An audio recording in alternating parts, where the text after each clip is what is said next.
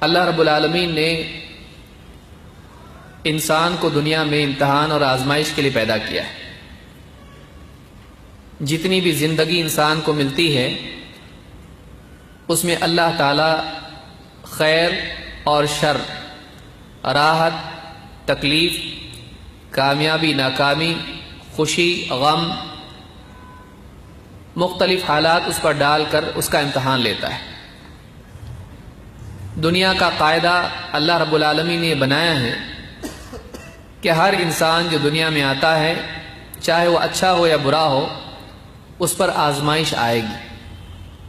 انسان اس امتحان اور آزمائش سے فرار اختیار نہیں کر سکتا ہے، اس کو اس آزمائش سے گزرنا ہی پڑے گا۔ لیکن وہ یہ کر سکتا ہے کہ اس امتحان میں، اس آزمائش میں کامیاب ہونے کے لیے وہ کرے جو اللہ تعالیٰ اس سے چاہتا ہے۔ اگر وہ اس امتحان میں کامیاب ہو گیا تو آخرت کی زندگی میں اس کے لیے اللہ رب العالمین کی طرف سے کبھی ختم نہ ہونے والی نعمتیں۔ اگر وہ اس امتحان میں ناکام ہو گیا تو دنیا میں بھی ذلت ہے اور آخرت میں اللہ رب العالمین کی ناراضگی اور سزا۔ لہٰذا ایک انسان کو زندگی کی اس حقیقت کو جان کر جینا چاہیے کہ ہم امتحان میں ہیں۔ امتحان کے بارے میں اللہ تعالیٰ نے فرمایا، کل نفس ذائقۃ الموت، ہر جاندار کو موت کا مزہ چکھنا ہے۔ وَنَبْلُوكُمْ بِالشَّرِّ وَالْخَيْرِ فِتْنَةً، اور ہم تم کو آزماتے ہیں شر اور خیر کے ذریعے امتحان کے طور پر۔ وَإِلَيْنَا تُرْجَعُونَ، اور پلٹ کے تم کو ہماری پاس آنا ہے۔ زندگی کا خاتمہ ایک دن ہونے والا ہے۔ جب تک آدمی زندہ ہے اس پر آزمائش آتی رہے گی۔ اگر اس آزمائش میں شر کے حالات میں وہ صبر کرے اور خیر کے حالات میں وہ شکر کرے تو اللہ تعالیٰ کے نزدیک انسان کامیاب ہے۔ اللہ تعالیٰ نے قرآن کریم میں فرمایا، وَلَنَبْلُوَنَّكُمْ بِشَيْءٍ مِّنَ الْخَوْفِ وَالْجُوعِ وَنَقْصٍ مِّنَ الْأَمْوَالِ وَالْأَنفُسِ وَالثَّمَرَاتِ وَبَشِّرِ الصَّابِرِينَ، ہم یقیناً تم کو آزمائیں گے۔ کن کن چیزوں سے؟ خوف سے، خوف کے حالات تم پر ڈالیں گے۔ کبھی جان کا خوف، کبھی اپنوں کا خوف، کبھی دشمنوں کا خوف، کبھی مال کے اعتبار سے خوف، کبھی کسی اور اعتبار سے تم پر خوف کے حالات ڈالیں گے۔ سیاسی حالات بگڑیں گے، خوف کے حالات تم پر آئیں گے، ڈر کے حالات تم پر آئیں گے۔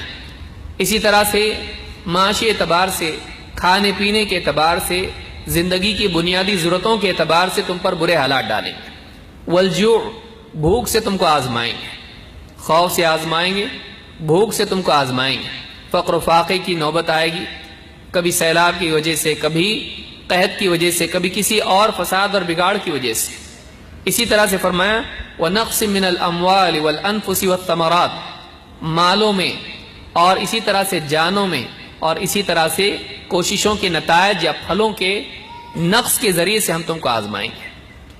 تمہارا مال، اس میں تجارتوں میں تم کو نقصان ہوگا، پیداوار تم بوؤ گے اس میں سے جتنی چاہتے تھے اتنی نہیں آئے گی، اس میں کسی اعتبار سے اس میں بگاڑ اور فساد اور نقص پیدا ہوگا، یا اسی طرح سے جانوں میں نقص پیدا ہوگا، فساد کے ذریعے سے، بیماری کی وجہ سے، ایکسیڈنٹ کی وجہ سے یا کسی اور وجہ سے جانوں کا نقصان ہوگا۔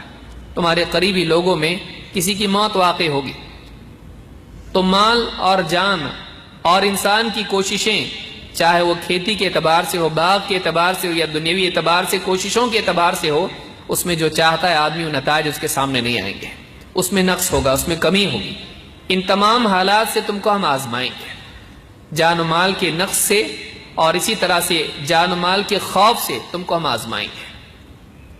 اللہ نے فرمایا وبشر الصابرین، تو خوشخبری دیجئے صبر کرنے والوں کو، یعنی وہ لوگ جو اس میں اللہ، ان حالات میں، ان پریشانیوں میں اللہ تعالیٰ کی شکایت نہیں کرتے ہیں، دل میں اللہ تعالیٰ سے ناراض نہیں ہوتے ہیں، زبان سے اللہ رب العالمین کی شان میں گستاخی اور شکایت کی بات نہیں کرتے ہیں، اپنی زندگی میں ایسا کوئی کام نہیں کرتے ہیں جو اللہ تعالیٰ کی صراط مستقیم سے ہٹنے والا ہو، وہ اللہ کے دین پر جمے رہتے ہیں، وہی کرتے ہیں جو اللہ تعالیٰ کو راضی کرنے والا ہو، وہی کام کرتے ہیں جس سے اللہ تعالیٰ راضی ہوتا، اللہ کی ناراضگی کے کاموں سے بچتے ہیں، سیدھے راستے کو چھوڑنے سے بچتے ہیں، سیدھے راستے پر ڈٹے رہتے ہیں، جمے رہتے ہیں، چلتے رہتے ہیں یہاں تک کہ انہیں موت آ جائے، اس لیے کہ موت تک آزمائش آنے والی ہے۔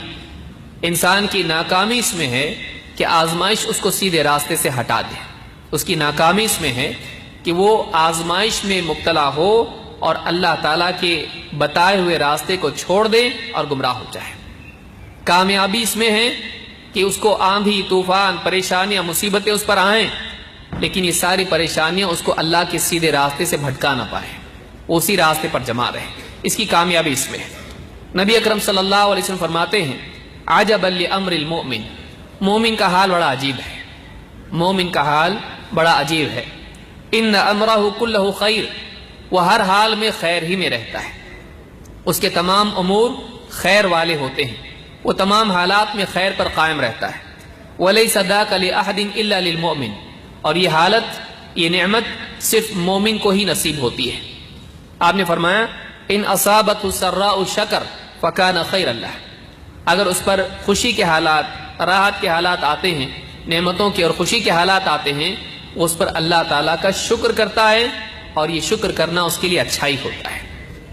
اور وَإِنْ أَصَابَتْهُ ضَرَّاءُ صَبَرَ فَكَانَ خَيْرًا لَهُ، اور اگر اس پر مصیبت کے حالات، تکلیف کے حالات آتے ہیں تو وہ ان پر صبر کرتا ہے، اور یہ صبر کرنا اس کے لیے اچھائی ثابت ہوتا ہے۔ معلوم ہوا کہ مومن ہر حال میں خیر سمیٹتا ہے، اس لیے کہ زندگی میں دو طرح سے امتحان اس کا ہونے والا ہے، اچھے حالات، برے حالات، خوشی کے حالات، تکلیف اور مصیبت، پریشانی اور غم کے حالات۔ ان حالات سے نبی بھی مستثنا نہیں ہے، اللہ کے نبیوں پر بھی یہ حالات آتے ہیں، لیکن نبی دوسروں کے لیے نمونہ بنتے ہیں۔ جب ان پر خوشی کے حالات آتے ہیں وہ اللہ کا شکر کرتے ہیں، اور جب مصیبت کے حالات آتے ہیں ان پر صبر کرتے ہیں۔ یہ ہر آدمی پر حالات آنے والے ہیں، لہٰذا انسان کو چاہیے کہ وہ انبیاء کے راستے کو چنے اور دنیا اور آخرت میں اللہ تعالیٰ کی نصرت، مغفرت اور اللہ کی رحمت کا حقدار بنے۔